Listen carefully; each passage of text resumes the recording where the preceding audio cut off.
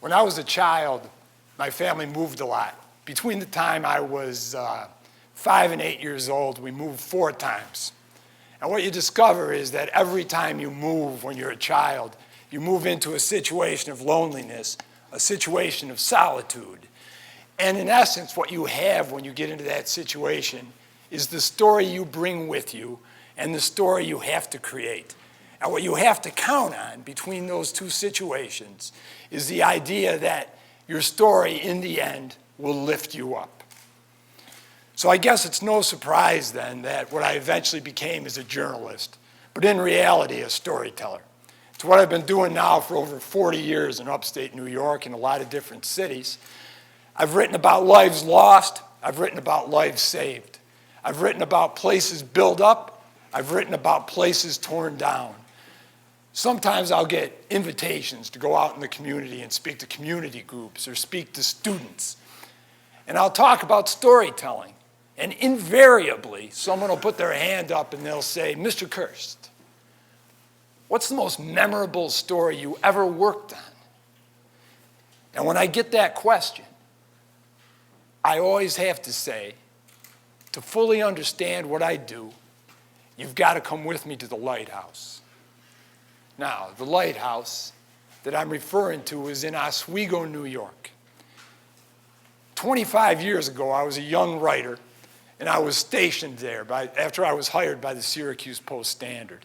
Oswego is a lakefront town with a big harbor. In the middle of that harbor is a white lighthouse with a red light that pulsates all the time. So I get sent there. I'm in my 20s. I was haunted, fascinated by that lighthouse. But there were other stories to write, crime stories and town issues and politics. And days went by, and I never got around to writing about the lighthouse. I knew that it was run by the Coast Guard. I knew that it was not manned, that it was automated. But I didn't know the history, didn't know what the story was, and I was dying to write about it. One day my phone rings, and it's the Post-Standard in Syracuse, and they say, we want you to come downtown. So I've only got 2 weeks left in Oswego. It's March, the time of year that we're all familiar with, that gray, misty, cold, late March, early April time of year. So I call the Coast Guard and I say, before I leave Oswego, I'd like to write a story about the lighthouse. And they say, you're in luck. Come out next week. Show up early in the morning. We're going out there to maintain it. We make one trip out there every spring.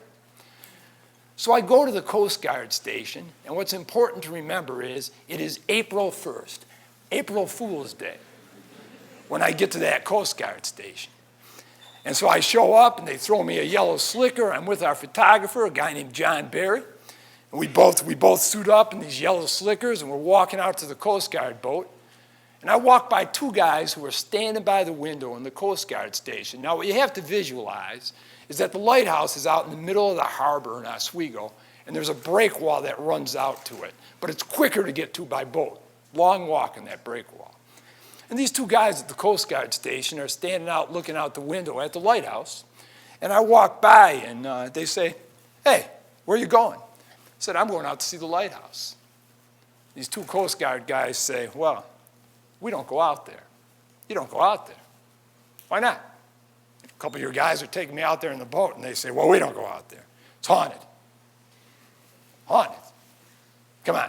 And all of a sudden, it's April 1st. It's April Fool's Day. It's all a setup, right? They're going to get me and the photographer out to the lighthouse. There's going to be somebody out there with a sheet. They're going to jump out. They're going to scare us. They're going to have themselves a couple of journalists. So I know what this is. I know the story, right? Say, okay, fellas, you got me. Let's just go out and see the lighthouse for real. No, it's haunted. Come on. No, if you stand here and you look out across the lake at night, you'll see lights burning in the window of the lighthouse. But when you go out there, what you're going to see is that the windows are boarded up. There can't be lights burning in there. And we'll go out there, and there'll be a light bulb laying in the floor when we go inside. And we'll take that light bulb, we'll screw it back in the light, we'll lock the doors when we leave, and the next time we go out there, light bulb will be out again on the floor, and there's no way into that lighthouse. You can't get into it. And if you listen hard when you go out there, they say to me, you can hear voices. And the story they tell me is they don't know exactly what the deal is, but there was a tragedy at the lighthouse, a disaster. Lighthouse keeper was killed. His spirit's still out there haunting the lighthouse. So I'm having a little ripple of chills that perhaps you're having now too. And I walk out to the boat, and I get on the boat with the Coast Guard guys, and we go out there. But my feeling about that lighthouse is a little different, one story becoming another story. And we get out there, and we tie up, and they swing open the door. Now remember, it's no longer manned, it's automated. And we go in there, and there's a couple of old pieces of furniture going back from the days when they kept people there around the clock. And it's cement and tubular, and the wind is whistling through this thing. And if you hear that wind, if you want to hear voices, you're hearing voices. And John Barry, the photographer, and I are in there, I'd say, 180 seconds, and we've seen enough. This is quite a lighthouse. We're ready to go back to shore now, please. So, we get out, we get in the boat, we go back to the Coast Guard station, and I got to tell you, I'm still thinking this is an April Fool's Day joke. I still think they're yanking my chain. I walk through the Coast Guard station. I go to the office of the chief, commanding officer at that station. I sit at the desk, I look across at him, and I say, level with me now. You guys are out there saying the lighthouse is haunted. This is a joke, right? And the chief of that Coast Guard station, on the record, looks back at me and says, we've all seen things out there we don't understand. So I'm like, oh my God, right? I get in the car and I drive right to the Oswego Library, this building like a castle built by Gerrit Smith, the abolitionist, with a donation he made in the 19th century, magnificent building. And I go in there and I start pulling down books and clippings and looking back into history. And what do I find? December 1942. Storm blows into Oswego. They're calling it the storm of the century. Gale force winds. Waves whipped up. They said the waves were hitting the lighthouse so hard that breakers went over the top of them. Imagine that. At that time, lighthouse is still manned. Somebody there 24/7, round the clock. So they got a guy out in the lighthouse, Coast Guard does, and they can't get him out of there. Storm blows in. Now, what you got to picture with the Oswego Harbor is if you've had children, you put a child in the bathtub, you know what happens when that child kicks his legs. Waves knock around your tub, splash up, splash down. The Oswego Lighthouse, there's a break wall, there's a river, there's a bank, and when the lake blows in there hard, it's the same effect as waves getting kicked up in a bathtub. The Great Lakes have personality. They're violent when the wind kicks up. So you've got this going on in the harbor in front of the lighthouse, and you've got a guy stuck in there, and you've got days going on.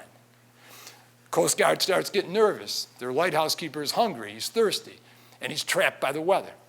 They finally decide, when the storm abates just a little bit, they're going to send a boat out to rescue him, a picket boat. They go down to the barracks and they say, we need volunteers. 9 hands go up. Boat leaves with 9 guys on it. Storm's down a little bit, powerful engine, everything's good. Makes it out to the lighthouse, they tie up. 2 guys get on to go into the lighthouse. 1 guy comes off, so now you got 8 guys on the boat. Everything's going beautifully. They untie, they pull out maybe 5 feet, 10 feet. Engine dies. December 4th, 1942. Waves in the harbor pick that boat up, smash it off the breakwall. 2 guys in the front of the boat, man, just dive forward, get into the water, crawl up on the breakwall. Breakwall is covered with ice, blinding wind, 0 temperatures. They turn around and look out in the water, and there's 6 friends thrown into the harbor, too far away to help, lost. 1 guy looks at him and yells, save yourself. They're carried off, and they're killed. So that's the story of the lighthouse, the true story of the Oswego Lighthouse. 2 guys in the breakwall were rescued. It's a story I write because a story became a story, became another story. So I write that paper for that story for the Syracuse Post-Standard, and then I got to move down to the newsroom in Syracuse, new job. So I go down there. A couple weeks later, a letter arrives in the mail. It's written in that beautiful cursive handwriting that a lot of you will remember. People who came up in the 30s and the 40s, the way they write. It's a beautiful letter, and it says, Mr. Kirst, thanks for remembering. Thanks for writing that story My brother, Irving Ginsberg, was one of the men killed at the Lighthouse. But I just want to tell you, if that lighthouse is haunted, it's haunted by the ghosts of bad decisions. Because what they should have done that day is just waited out the storm. Lighthouse keeper would have been thirsty, would have been hungry, would have been cold, would have been uncomfortable, but he would have been alive if they just waited. They went too fast. So the letter broke my heart, right? I sat down, I wrote a reply. I said, I am so sorry about your brother. He was a hero. God bless you. And I'd send the letter off. And then I go on because the job's the job and there were other stories to write. Eventually they moved me to sports. I became a sports columnist. And the years go by and it gets to be 1996. And my editors come to me and they say, hey, would you like to be a metropolitan columnist, a news columnist, a storyteller? That's what I wanted to do since I was a kid. I took that job. It's October 1996. I accept that job. Halloween's coming. So I walk into this job fresh. Got to come up with a Halloween column. The Haunted Lighthouse. I'll write about the Haunted Lighthouse. I got my file. I pull it out. I find the letter. I call the woman. I say, I want to write about your brother. I want to write about that story you told me about what should have happened at the Lighthouse. And she says to me, now remember, by this time, she's probably in her 60s. Easy. She says to me, I'm thrilled you want to write about Irving, but you don't want to talk to me. You want to talk to my father. Her father? This is a guy who was killed as a young man in the early 1940s. She says, yeah, my father, David Ginsberg. Give him a call. So I do. And he says, come on out. I absolutely will talk to you about my son. David Ginsberg in DeWitt, New York, 98 years old. And what I remember, like I'm looking at you, is that I get out to DeWitt, I go into that apartment, knock on the door, David says, come in, and he is sitting like this corner, right? He is sitting in this corner in an armchair, next to him on a table, picture of his son Irving, in his Coast Guard uniform. Bang, that's what I see when I walk in the door. I said, Mr. Ginsberg, what's the story? And this is the story he tells me as a story becomes another story. David Ginsberg, early in the 20th century, young man in Syracuse, New York. World War breaks out in Europe, World War I. America takes its time, then gets involved. David Ginsberg signs up to go fight in World War I. He winds up at a place called Belleau Wood. Belleau Wood, one of the epic battles in American history.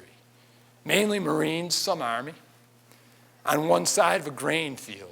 The other side of that wheat field is woods, and the Germans are in the woods, and the American troops are over here. Americans go up through the grain field. David tells me about running through that field. He's got guys on both sides of him, and they're being machine gunned, mowed down. Somehow he survives and makes it into the woods, where it's combat by bayonet, face-to-face combat. What I'll never forget is David Ginsberg saying to me, it went fast, fast, fast, and then he wept. And he lived, survived, to bring that home with him to Syracuse, New York, where he became a milkman. Milkman, a peaceful guy who just loved life, loved being home, and loved his family. Married a woman named Molly. Their oldest boy, Irving Ginsberg. Irving, first it was a horse and wagon, then it was a milk truck. Irving, from early childhood, that extraordinary bond between a very special son and his father. Irving, up early in the morning to deliver milk with his father, at his side, right hand, not just a son, but a friend. That was the bond those two have. Irving goes to Central High School in Syracuse, New York, where he is a quarterback on the football team. He's a bright student. Everything is in front of this young man. Pearl Harbor gets bombed. World War II begins. Irving looks around.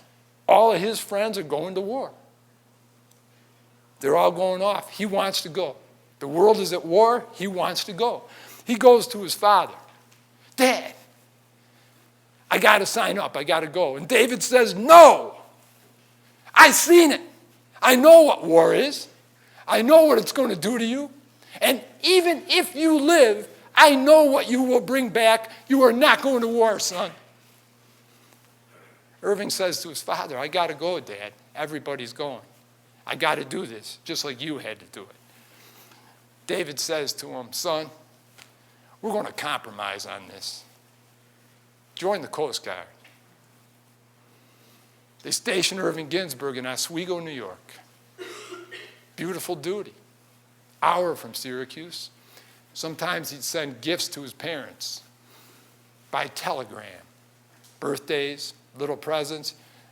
Remember, this is just after the Depression. People are still broke, so it mattered. Irving Ginsberg is in that barracks December 4th, 1942, when his commanding officer comes down looking for volunteers. Jumps off his bunk, finds a pair of empty boots that belonged to a close friend of his, Andy Cisternino. Andy was on leave that weekend. Irving put those boots on, got in the boat, makes it to the lighthouse. He's in the boat when they untie. He's in the boat when the engine dies. He's a strong swimmer, a terrific athlete. He's the guy who in the water looks up at those guys on the break wall and he screams, save yourselves. Next day, Syracuse, New York, David and Molly get a telegram.